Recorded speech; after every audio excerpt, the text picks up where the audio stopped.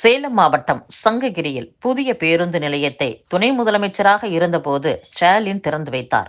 தற்போது அவர் முதல்வராக உள்ள நிலையில் அந்த பேருந்து நிலையம் திறந்து 16 ஆண்டுகளாகியும் இன்னமும் பயன்பாட்டிற்கு வராமல் லாரிகள் நிறுத்தும் இடமாக மாறியுள்ளதாக கூறப்படுகிறது. தமிழக வெற்றிக் கழகத்தின் தகவல் தொழில்நுட்ப அணி மற்றும் சமூக ஊடக அணி நிர்வாகிகளை அக்கட்சித் தலைவர் விஜய் நியமித்துள்ளார். தகவல் தொழில்நுட்ப அணி மாநில இணை ஒருங்கிணைப்பாளர்களாக 8 பேர் நியமனம் செய்யப்பட்டுள்ளனர். சென்னை, வேலூர், சேலம், திருச்சி, கோவை, மதுரை, கடலூர், ராமநாதபுரம், தஞ்சாவூர், திருநெல்வேலி மண்டலங்களுக்கு தலா ஒருவர் ஒருங்கிணைப்பாளராகவும் 10 பேர் இணை ஒருங்கிணைப்பாளர்களாகவும் நியமிக்கப்பட்டுள்ளனர். இதேபோல சமூக ஊடக அணிக்கு மாநில இணை ஒருங்கிணைப்பாளர்களாக 4 பேரும், சென்னை உட்பட பல்வேறு மண்டலங்களுக்கும் ஒருங்கிணைப்பாளர்களும் நியமிக்கப்பட்டுள்ளனர். மேலும் கேரளா, கர்நாடகா, ஆந்திரா, தெலுங்கானா, மகாராஷ்டிரா, டெல்லி மாநிலங்களுக்கும், அமெரிக்கா, பிரிட்டன், சிங்கப்பூர், மலேசியா, இலங்கை மற்றும் ஐக்கிய அரபு நாடுகளுக்கும் பொறுப்பாளர்கள் நியமிக்கப்பட்டுள்ளனர். தமிழகத்தில் அடுத்து எடப்பாடி பழனிசாமி தலைமையில் பாஜக, அதிமுக கூட்டணி கட்சிகளின் ஆட்சி அமையப் போகிறது. இதில் எவ்வித மாறுபாடும் இல்லை. அதாவது பழனிசாமி முதலமைச்சர் ஆவார். அவருடைய அமைச்சரவையில் பாஜக இடம்பெறுவது குறித்து அந்த நேரத்தில் முடிவெடுக்கப்படும் என்று தமிழக பாஜக தலைவர் நயினார் நாகேந்திரன் பேசியுள்ளார். திருச்செந்தூர் அருகே வரும் 15ஆம் தேதி நடக்கவுள்ள கள் இறக்கும் போராட்டத்தில் நாம் தமிழர் கட்சியின் தலைமை ஒருங்கிணைப்பாளர் சீமான் பங்கேற்க உள்ளதாகவும், அன்று பனைமரத்தில் ஏறி கள் இறக்குவதற்காக அவர் பனைமரத்தில் ஏற பயிற்சி எடுத்து வருவதாகவும் தகவல் வெளியாகியுள்ளது. தமிழகத்தில் அடுத்த ஆண்டு சட்டசபை பொதுத் தேர்தல் நடைபெறவுள்ளது.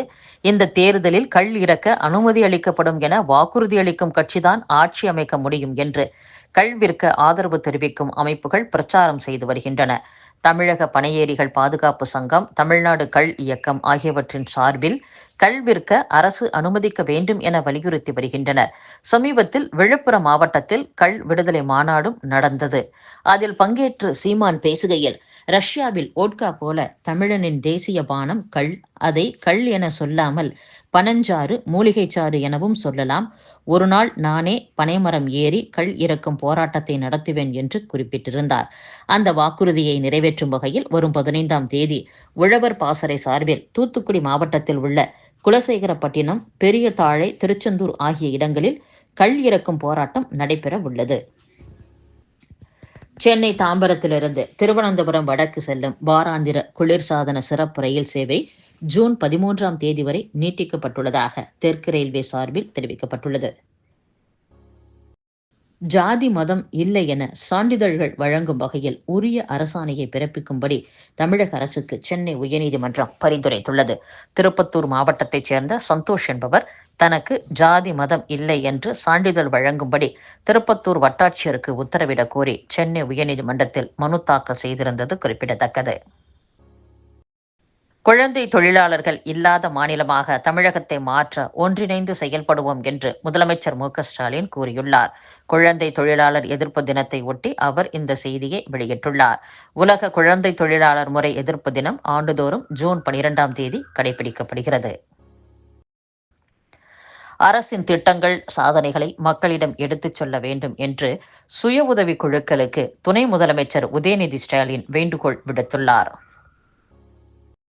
ஆன்மீக மாநாடு என்ற போர்வையில் பாஜகவினர் பல லட்சம் பேரை திரட்டி அரசியல் மாநாட்டை நடத்தவுள்ளதாக மார்க்சிஸ்ட் கம்யூனிஸ்ட் கட்சியின் மாநில செயலர் பே. சண்முகம் குற்றம் சாட்டியுள்ளார். மதுரையில் ஜூன் 22ஆம் தேதி நடைபெறவுள்ள முருக பக்தர்கள் மாநாட்டை இந்து முன்னணி நடத்துவதாக அறிவித்திருந்தாலும் உள்துறை அமைச்சர் அமித்ஷா முதல் உள்ளூர் பாஜக தலைவர்கள் வரை இதற்காக பிரச்சாரம் செய்கின்றனர். ஆன்மீக மாநாடு என்ற போர்வையில் பாஜகவினர் பல லட்சம் பேரை திரட்டி அரசியல் மாநாட்டை நடத்தவுள்ளனர்.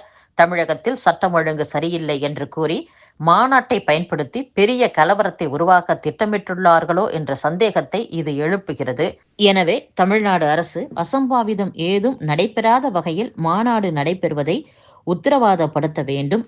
கலவரத்தை உருவாக்கும் நோக்கத்தோடு யார் வந்தாலும் சட்டப்படியான நடவடிக்கைகளை எடுக்க வேண்டும் என்றும் குறிப்பிட்டுள்ளார்.